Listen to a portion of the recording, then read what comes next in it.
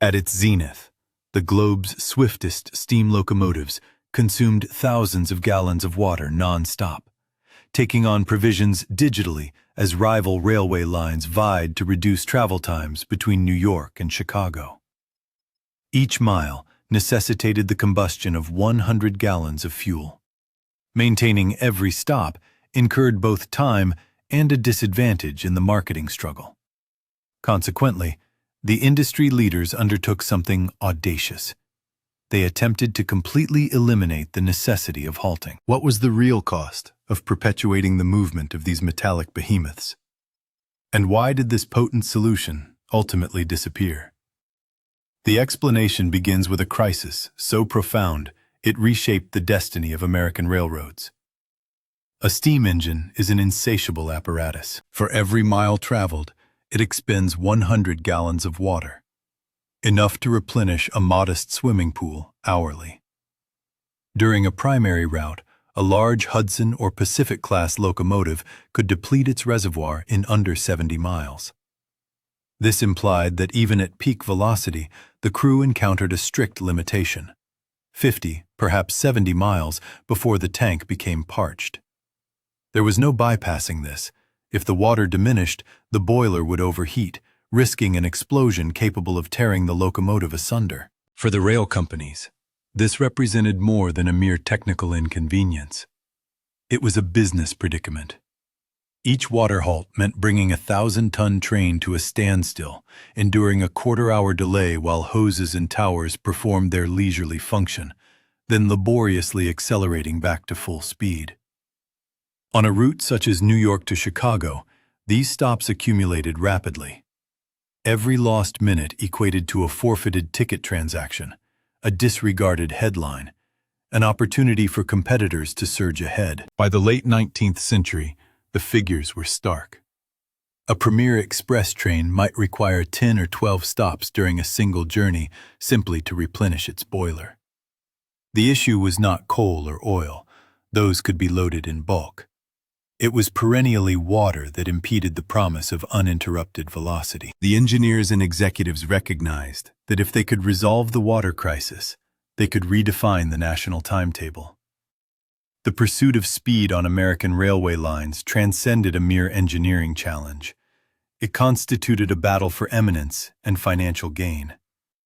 The New York Central and the Pennsylvania Railroad contended for the distinction of declaring their flagship trains the swiftest between New York and Chicago.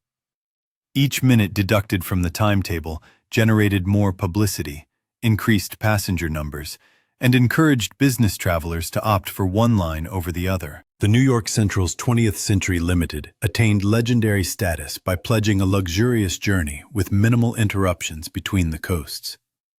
Their advertisements touted non-stop travel, a claim that captivated the public and spurred rivals to emulate the achievement. Nevertheless, beneath the allure, the statistics painted a harsh picture. A single water stop could nullify the advantage of a faster locomotive. Each cessation signified not merely lost time, but also lost momentum, compelling the train to painstakingly regain full speed, consuming more coal and progressively lengthening the journey. Railway executives understood that even a 10-minute reduction in travel time could tip the scales in their favor.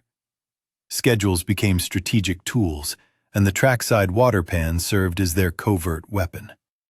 The capacity to refuel at maximum speed transformed a technical fix into a marketing windfall. For the New York Central, it was not solely about operating trains.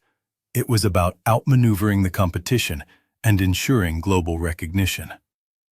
From afar, a track pan seemed unremarkable, just a prolonged, shallow steel channel situated precisely between the rails, extending for nearly half a mile. However, upon closer inspection, it revealed itself as a marvel of engineering precision. 2,000 feet in length, 19 inches wide, and filled with water 6 inches deep.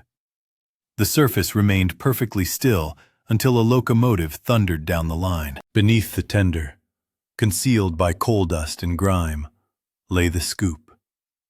It was not large, merely a curved arm of solid metal designed to capture water and propel it upwards.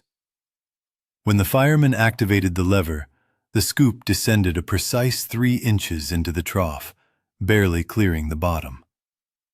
That was all it took. At speed, the scoop sliced through the water like a blade, forcing a surge of liquid up the pipe and into the tank. No pumps, no moving components, just raw velocity performing the task. The scoop's trajectory demanded exactness. Too shallow, and the tank remained parched. Too deep, and the scoop could snag the bottom, risking a bent frame or even a derailment. On contemporary preserve tenders, the mechanism is still visible: a heavy shaft, a pivot point, and the scarred metal lip polished by thousands of high-speed pickups. Museum curators occasionally demonstrate the action, pulling the lever, observing the scoop pivot downwards, then locking into position for that fleeting, forceful interaction with the water. The pan itself was constructed to withstand considerable impact. Steel plates lined the channel, secured to sturdy timbers, and anchored in gravel. At each extremity, the trough inclined upwards, so if the scoop was lowered prematurely or raised too late, it would ascend a ramp instead of colliding with solid steel. Every minute detail reflected lessons hard learned. This hardware was engineered for a singular purpose: to enable a 400-ton machine to replenish its water supply at full speed without ever pausing for respite. At a velocity of 45 miles per hour, the scoop transforms into a formidable instrument. The instant it drops, the train's inherent momentum accomplishes the seemingly impossible. It converts a shallow pool into a geyser. There is no pump, no concealed engine. It is pure, unadulterated physics.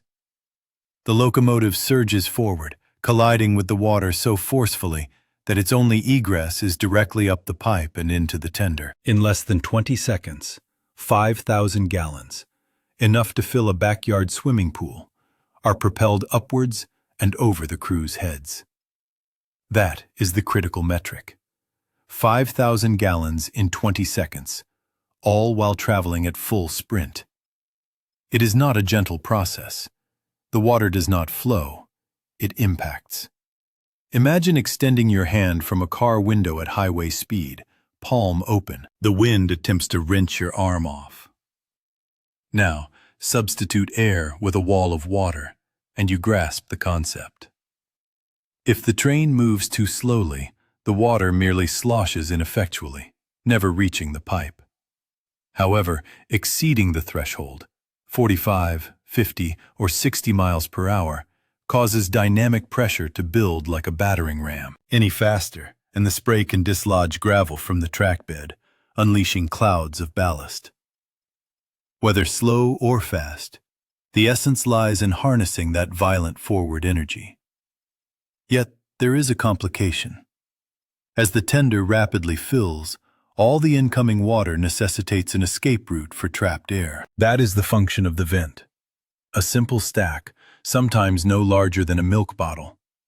If the vent becomes obstructed, the pressure within the tank escalates instantaneously. Older train operators referred to this as ballooning the tender. In rare instances, the lid could be completely blown off, scattering coal and flooding the cab, drenching the fireman to the bone. Every fill was a race against the laws of physics and the specter of catastrophe. The distinction between a flawless pickup and a disaster hinged on inches, seconds, and the composure required to remain steady as the scoop engaged the pan. White marker posts streamed past the cab in a blur, each a command that could not be disregarded. The first post signified alertness, hands poised. The second was the signal, the precise moment to deploy the scoop. There was no scope for hesitation. At 70 miles per hour, the train traversed 100 feet in a mere second. Missing the mark meant either remaining dry or risking the complete loss of the scoop on the ramped end of the pan. The fireman gripped the lever, anticipating the exact instant the marker aligned with the cab window. He would alert the engineer, who kept one eye on the speed gauge and the other on the rails ahead. The coordination was unspoken, but absolute. The scoop had to descend precisely 3 inches, no more, no less. Too shallow, and the water would not ascend. Too deep, and the scoop could snag, sending a jolt throughout the entire locomotive. The third marker was the crucial point. Withdraw the scoop swiftly. Lingering would cause the scoop to slam into the steel ramp at the end, or worse, overfill the tank and unleash a torrent of water into the cab. The margin for error was exceedingly narrow. There was no time for second-guessing, no opportunity for a retrial. Each pickup was a trial of nerve, reflexes, and the bond of trust between the men in the cab. On a successful run, it felt akin to hitting a target with one's eyes closed. Pure instinct and timing, measured in heartbeats. Every water pickup was a calculated risk. The scoop slammed into the pan, and the cab filled with a roar that overpowered even the engine's sound. At 45 miles per hour, every ounce of that speed was crucial. Any slower, and the water merely sloshed ineffectually, never ascending the pipe. However, if the engineer pushed too aggressively, the spray could displace gravel directly beneath the rails, leaving the track soft and compromised. There were instances when one would witness the ballast flying, the ground transforming into a muddy slurry behind the train, and instantly know that the maintenance crews would be lamenting one's actions by morning. The true terror, nevertheless, resided in the vent. 5,000 gallons of water did not simply fill the tank. It expelled air through a narrow stack. If that vent ever became clogged, by coal dust, ice, or a stray rag, the pressure within the tender would escalate within seconds. Accounts existed of lids being completely blown off, coal strewn across the right-of-way, and the cab instantly inundated. I recall a night journey where the fireman preceding me missed his lift by half a second. The tank overflowed with such violence that it shattered the rear window and drenched him entirely. He stumbled out at the subsequent stop, water streaming from his boots, cursing both the scoop and the markers. Passengers were not immune either. If one rode in the leading cars with an open window, the spray would strike like a tidal wave. Clothes, bags, even hats were swept away in a single burst. It was a recurring jest on the New York Central. Only novices kept their windows open during a pickup. For everyone else, the markers signified one thing: brace for impact, and hope the crew executed it correctly. Winter on the railroad introduced an entirely new set of complications. Maintaining a 2,000-foot trough to prevent it from solidifying into ice was a ceaseless task, demanding constant attention day and night. The sole method to ensure water circulation involved operating steam pipes beneath the pan, continuously circulating heat. This necessitated burning additional coal just to maintain the trough's functionality, even when no trains were approaching. There were evenings when the Mohawk wind howled, and the only barrier between a frozen pan and a delayed express train was a duo of resilient men armed with wrenches, lanterns, and unwavering determination. The maintenance teams worked in shifts, dressed in oilskins and sturdy boots, diligently inspecting valves, clearing ice, and listening for the telltale hiss of escaping steam. Should the heating system fail or a pipe rupture, the entire operation would grind to a halt. Fuel expenses were substantial. At times, a quarter of the pump house's supply was dedicated solely to keeping the pans thawed throughout February. Payroll costs were equally high. Each pan required an on-call crew prepared to shovel snow, repair leaks, or dismantle ice dams before the next express train sped through. Any water that missed the scoop didn't simply disappear. It splashed out, saturating the ballast and transforming the rail bed into a muddy quagmire.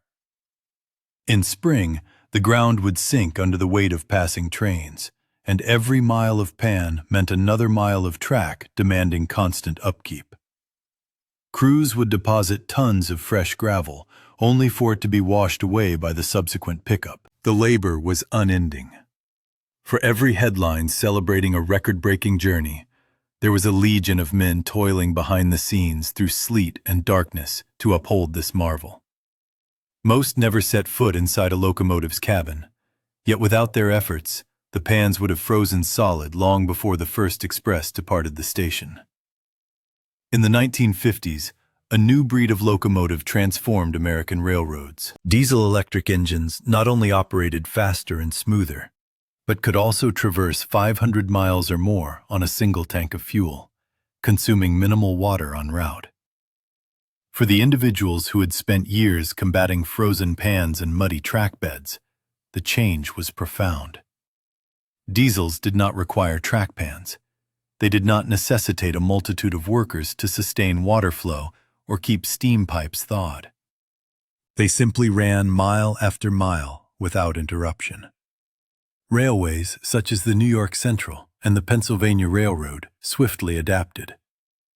The moment diesels assumed control of the main lines, the antiquated water troughs became obsolete, costly blemishes on the landscape.